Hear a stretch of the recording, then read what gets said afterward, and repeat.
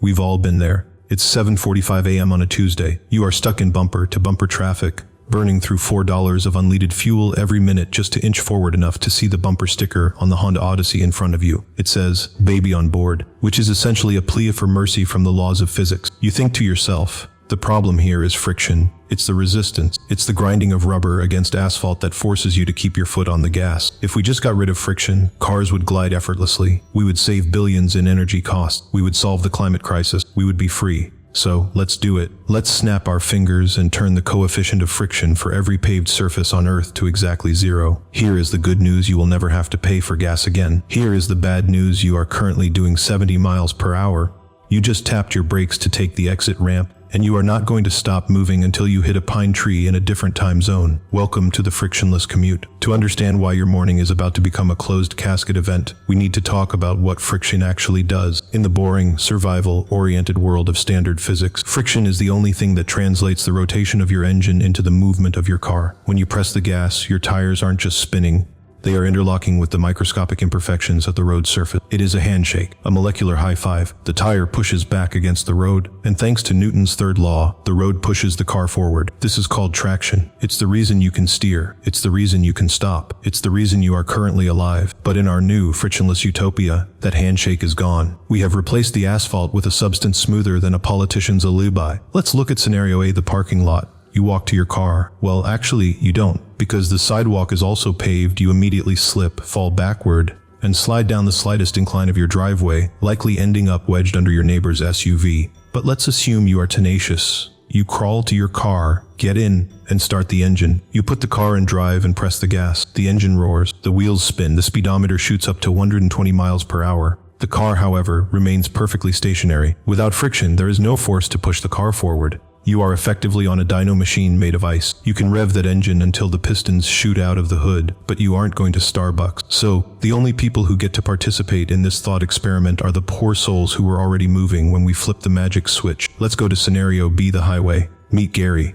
Gary is driving a Sivan at 60 miles per hour on Interstate 80. He is late for a meeting. Suddenly, the coefficient of friction drops to 0. At first, Gary is delighted. He takes his foot off the gas, and the car doesn't slow down. Not even a little bit. Usually, rolling resistance and internal friction in the drivetrain would slowly eat away at his kinetic energy, but now, nothing. The only thing fighting Gary is aerodynamic drag, the air pushing against his windshield. Gary gently taps the brakes. Now, normally, brakes work by clamping calipers onto a metal disc, using friction to turn kinetic energy into heat. That's why race car brakes glow red. But today, the brake pads just slide over the rotors like a wet bar of soap. There is no friction, there is no heat, there is no stopping. Gary is now a projectile. He realizes something is wrong, so he tries to steer. He turns the wheel to the left, the front tires angle to the left. The car continues to go perfectly straight. This is where we have to talk about centripetal force. To turn a car, you need a force pushing you toward the center of the circle. That force is provided by the friction between your tires and the road. Without it, inertia takes the wheel. Newton's first law states that an object in motion stays in motion in a straight line, unless acted upon by an external force. Gary provides the motion. The guardrail will provide the external force. And this is where the geometry of civil engineering starts to work against us. Roads are rarely perfectly flat. They are crowned, meaning they are higher in the middle to let rain drain off, or they are banked around curves. On a frictionless surface, gravity is the only driver that matters. If the road tilts even 1 degree to the right,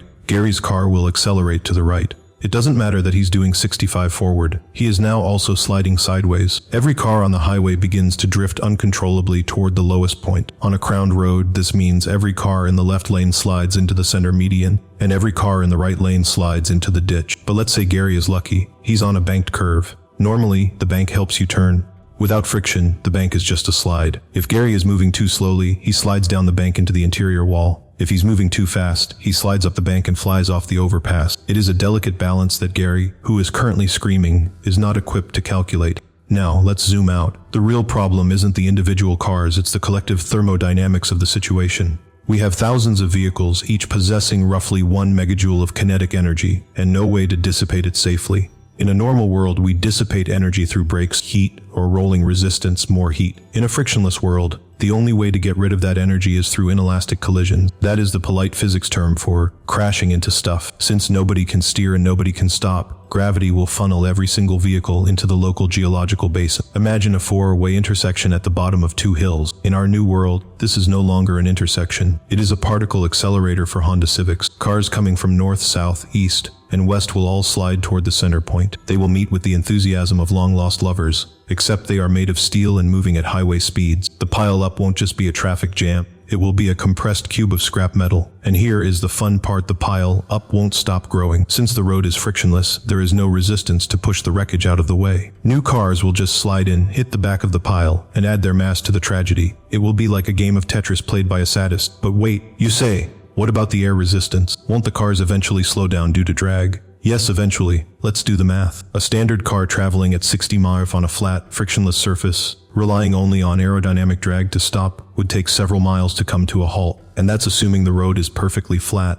If there is even a 1% downgrade, a slope you wouldn't even notice while walking, gravity provides more force than air resistance takes away. That means you don't slow down, you speed up. You will accelerate until you reach terminal velocity, which for a streamlined car falling through the atmosphere, or in this case, sliding down a highway, is roughly 150 miles per hour. So you aren't commuting anymore. You are a bobsledder. But unlike a bobsledder, you don't have a team, you don't have a helmet, and your track is full of bewildered truckers. Let's take a brief detour into the scientific deep dive. When we say, remove friction, we are flirting with forces that hold the universe together. Friction is largely a manifestation of electromagnetic forces, electrons in the atoms of your tire repelling electrons in the atoms of the road. If we actually turned off the electromagnetic force, your car wouldn't just slide, it would dissolve. The molecular bonds holding the steel chassis together would fail, and you would essentially turn into a very fast, moving soup of subatomic particles. But for the sake of our save gas premise, we are assuming this is a magical surface interaction property, a localized suspension of tribology,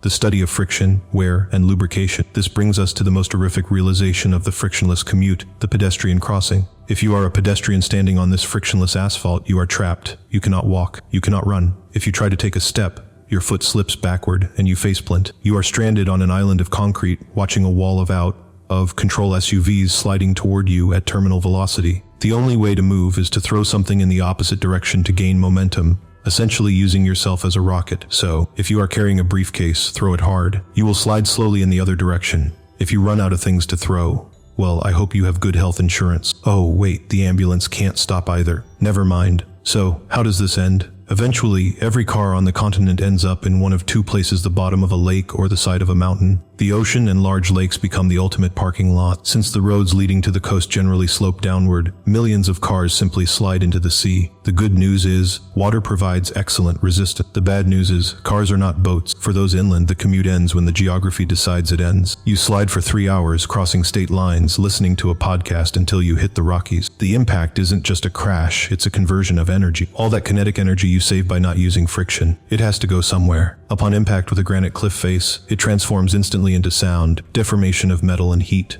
A lot of heat. If you thought global warming was bad, imagine the thermal spike of 50 million cars slamming into the Appalachians simultaneously. So, did we save gas? Technically, yes. The fuel efficiency of a car that coasts forever is infinite. Did we improve the commute? Well, travel times are certainly more unpredictable. Is it worth it? Friction is the ultimate buzzkill. It slows us down, it wears out our shoes, and it costs us money. But it is also the only thing that gives us control. Without it, we are just passengers in a chaotic universe, sliding helplessly toward the inevitable heat death of the universe, or a concrete barrier, whichever comes first. So next time you're stuck in traffic tapping your brakes and cursing the gridlock, just remember that resistance is the feeling of being alive. And also, be thankful your tires aren't made of ice. Drive safe, and thanks for watching.